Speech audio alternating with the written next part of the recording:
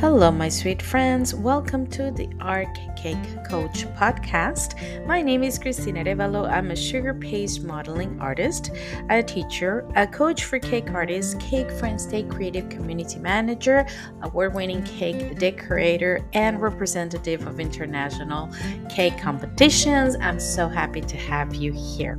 If you are a cake artist, a cake enthusiast, or a baker who is seeking some help, in anything related to your time management, social media management, setting your goals for yourself or your business, your mindset towards your business, or even a few hints of how to be part of the international cake community, cake collaboration, and cake competitions, you are in the right place. So, welcome to today's episode.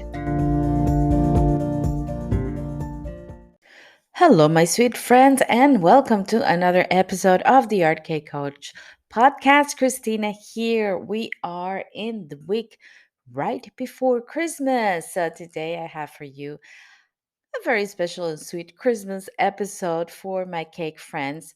Of course, giving you a small gift, a Christmas gift from my part, because of course, Christmas is about giving and receiving, and it's about family. And for me, you guys are my family. So I have a little gift for you, but also, I wanted to talk today about something that I've been listening to a lot of my colleagues talking about, which is the stress over the holidays and trying to manage your work as a cake artist with your family, your traditions, buying gift, and all that is involved during the Christmas time. So stay here and listen to this episode that has a little gift for you for this Christmas.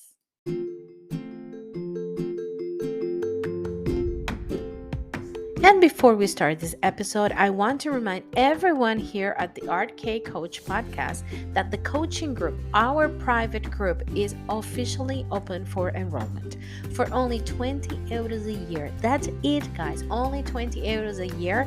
You can be part of this private Facebook group and have access to coaching sessions with me, group coaching sessions.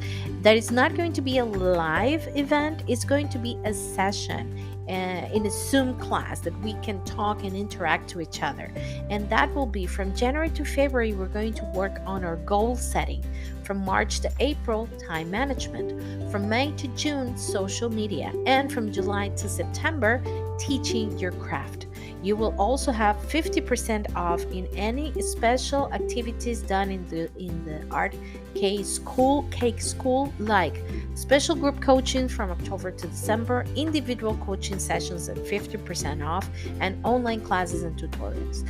You will have access to exclusive content for members of the group on sugar paste modeling, classes, tutorials, coaching, and gelatin art. I cannot wait for you to come and join this very personalized experience and let me help you with your cake journey and your business in 2023. I will be leaving the link for more information here in the description of this episode, but it's very simple. Just request access to the group and I'll send you a private message with all the necessary information on how to do your payment through PayPal. Very simple, very easy, only 20 euros a year, and you will have access to lots and lots of activities for your cake business. I cannot wait to see you there. So, Christmas is coming this Saturday, 24th, Christmas Eve, and Sunday, the 25th, it will be Christmas Day. In our family, the tradition is we celebrate both. We celebrate Christmas Eve with big dinner. I live in Portugal, and my husband's Portuguese family. They're very traditional about their food and their sweets and gathering the family together. And on the 25th, we basically keep eating until we cannot eat anymore. In my Venezuelan background, we had a different approach to Christmas. Again, family, tradition, food, but it's more like a party time. So we had like parties on the 24th on Christmas Eve, and we party, we dance. We have a special kind of music that is to dance for, really, Latin America. So we make a big party out of it, and we have traditional food as well, and open the presents. And on the 25th, it will be more, or it was more. family gathering, visiting grandma, eating in her house. So I had big, strong traditions in both sides. Here in my house, I try to keep a little bit of both traditions, Portuguese and Venezuelan tradition. And we do have a lot of food involved. We had a lot of preparation involved. We have a lot of sweets involved. But the funny thing is that it's also one of the busiest seasons for us as cake artists. So we usually have requests for. In my case is more than cakes. I have a lot of like cookies and cupcakes and cake pops, little details for people to give away during the Christmas time, or just to put in the table before eating, or for the kids. So I have a lot of little preparation of little things like cookies and cupcakes and cake pops, and that could be very time consuming. I have a few cakes as well. However, people here is more towards their traditional fruit cake, and they don't decorate it as much. But I do have a few clients that like their decorated cookies and cakes for Christmas. So it can be a very hectic time. And if on top of that, you are the kind of cake artist or baker or cake enthusiast that participates in like Christmas fairs and Christmas sales and sell their stuff, I mean, it can be a very stressful season because, of course, you have to do all of that because you also want to make money. It's a good season for making money if you organize yourself, but also you want to be with your family, you want to go to the Christmas fairs with them, you want to do Christmas activities with them, you want to go gift shopping, you want to decorate your house and your tree. So all of that can be very daunting and demanding for anyone, stressful, and by the end of the day when Christmas Day comes, you're just, I mean, nothing. You feel like nothing, like less than a broom. You feel like I can't anymore. You're just tired and you just want to get it over with. And that is not the idea. The idea is to enjoy Christmas. The idea is to enjoy your family and to enjoy the time. So what happens is this isn't being so hectic. This is what I hear the most with my colleagues. That is, uh, it's a season that makes you more stressed than happy, that you're tired by Christmas Day, that you don't even want to do your food and your sweets for your house because you've been in the kitchen all day. And you're, like I said, you're making a lot of money, but on what expenses? So I come up with an idea. The thing is, it's not going to work for this Christmas because we're actually 4 days away from Christmas, but it's going to prepare you for the next one. So the best solution is not for this Christmas, it's for the next one as we prepare ahead. You know, I'm a big fan of planning and preparing and organizing. And I actually did it this year. I organized myself in a way that all of my Christmas orders were organized and set by September. And I closed my agenda. It's like, I'm going to do this. This is the amount of money I'm going to make. This is the amount of time I'm going to give to the Christmas sales. And it worked. It worked. By now, I have to say two things. Well, two things, because actually, there's another contribute to why I'm so relaxed is that we just got a puppy and we are so in love with the puppy that all my perspective changed and all my attention goes to the little puppy. So I'm actually like, I'm just going to do whatever is necessary. I'm not going to extend myself to do more than I can because I really want to enjoy my family and this little blessing that we just got here this year. But the key of me being relaxed, which is very weird that I'm relaxed by Christmas. Actually, my kid and my husband, they're all like, "You're far too relaxed for everything that you have to do." I'm like, yeah, whatever. But the thing is that I am relaxed because I organize everything way ahead of time. So I have a few tips that you can follow in order to feel relaxed next Christmas like I am. First of all, plan ahead and book your Christmas work by the beginning of the last trimester of the year. So I started booking or organizing everything in September. I more or less know what are the clients that ask for stuff for December. So I message them, I email them. It's like I'm organizing everything so I can plan ahead. Would you like the cookies, the cupcakes, the things that you usually order for this year? First, your client feels important because, like, oh, you remember, you're reaching out to me. I mean, some of them say no, but some of them say yes. Thank you for asking. Please do. I would like to have this many cupcakes, this many things, so you can plan ahead. Perfect. So everything was planned. Of course, you always going to have extra request, a last minute request from people who forgot to plan ahead, or for people who or new clients that come along. If that happens, charge a little bit more for last minute orders. As simple as that. And explain it from your heart. Explain it to people like, I'm sorry, I already have everything planned. I can manage to open some time for you, but I will have to charge an extra for the last minute order. And believe me, people won't mind. People will do it anyway. I have a couple of cakes of clients that are coming that came last minute. Last weekend they asked me for cakes for the 24th, and I was like, okay, I can make them, but I will have to charge an extra for last minute order. And they were like, fine, we don't care, we want the cakes. So it was okay, it was fine. So don't be scared about charging more for last minute orders. Organize work and Christmas sales so you can control your time. Plan as you plan for your objectives, as you plan for anything else. Just plan how much work do you want to have on Christmas in order to achieve the amount of money that you want to make. So put yourself an amount. I want to make this amount of money, so for that I need to sell this amount of cupcakes or cakes or cookies. So those are the ones that I'm going to sell. I'm not going to go over that because I'm going to stress myself.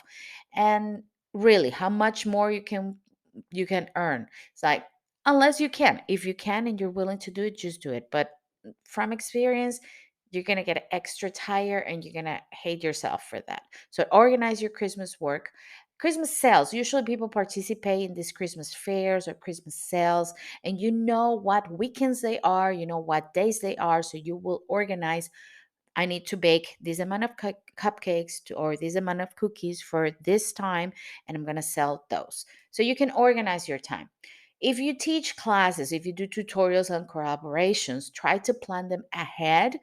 I did it by summer. I had all my classes, all my tutorials for December organized in the summer. So all the work that you're seeing in the coaching group with the goal setting was organized in the summer. So I had everything ready because I knew I was going to start doing that in December.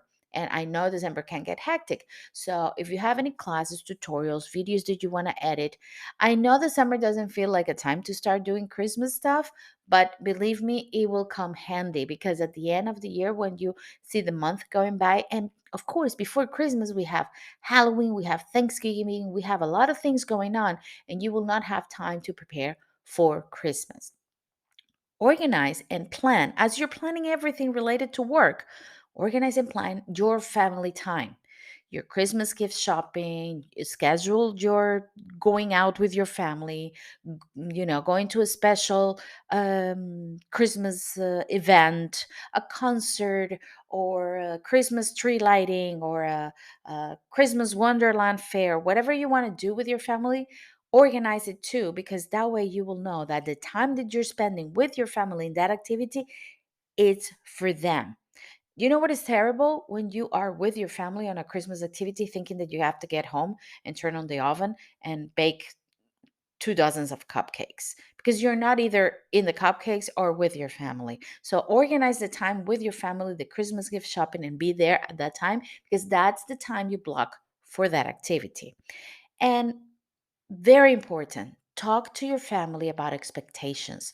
Talk to your family about what's going on. Explain them that this is a busy time of the year, that you have a lot of work to do, that you will make time for them, but to please understand that you also need the time to work and to respect your time to work, respect your boundaries, respect your kitchen time.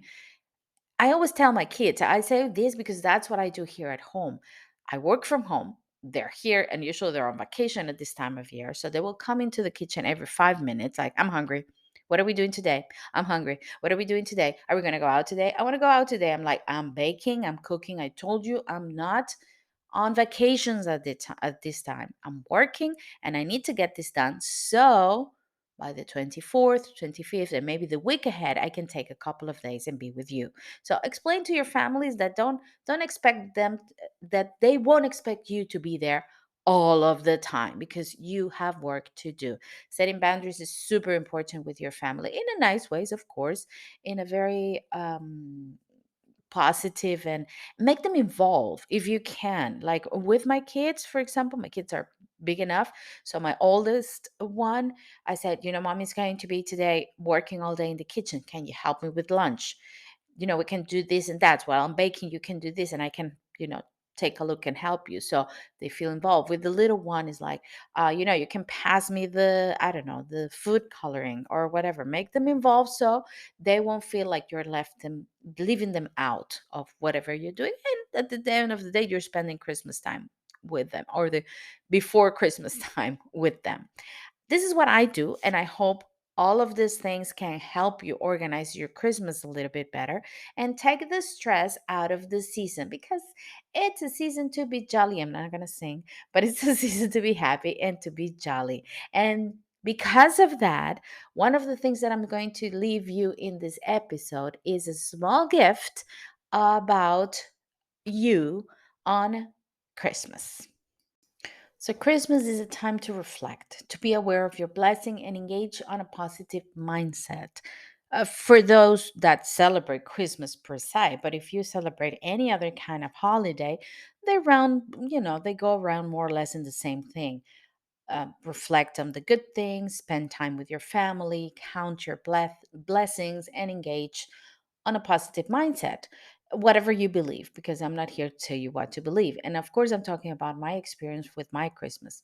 But at the end of the day, it is a time to share, it's a time to give, to be with your family, and it's a time to share gift and to gift the people that we love.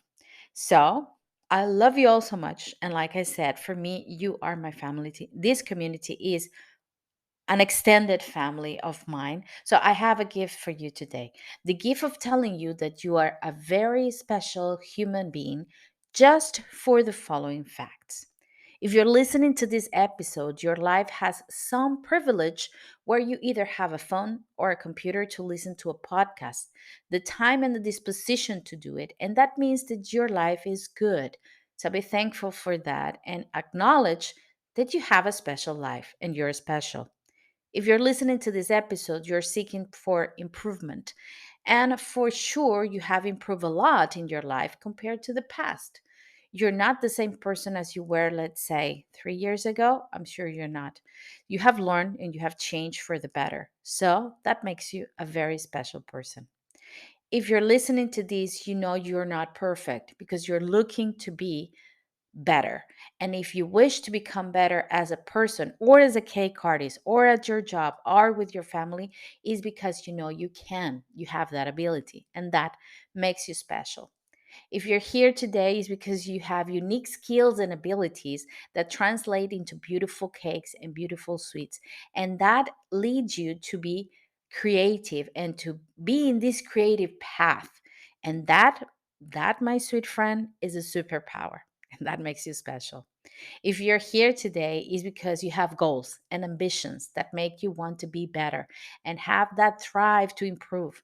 Feel that you have something to work towards and keep you busy, distracted from negativity and productive. And that is also power, and that also makes you special. Another thing that I want to tell you is that if you're here, it is because you have or you want to have a clear vision of what you want for your future. Most people live their lives as extras in the background, but you want to be your leading character in your story of being a cake artist. You have either know or you're looking to know where you are heading and what it takes to achieve whatever it is that you want to achieve, or you wouldn't be listening to this episode or to this podcast. And that is something that not everyone has or has the opportunity to do. And that makes you special. If you're here listening, is because you have a good heart. You can be empathetic and understanding towards people. You can learn from your mistakes and your hurts and have the strength to keep going. And that makes you special. How do I know this? Because otherwise, you would not be listening to me and you would not be in the sweet path as a cake maker, as a cake artist, as a cake designer, as a baker, or as a baking enthusiast. Baking comes from love. Everything we do in this, we all started because we all loved baking. We all love being in the kitchen, having the smell that connects us with our roots, with our family, with our ancestry, that connects us with love. When you share a piece of cake and people feel good eating it, you're sharing love. You're not just sharing a piece of cake.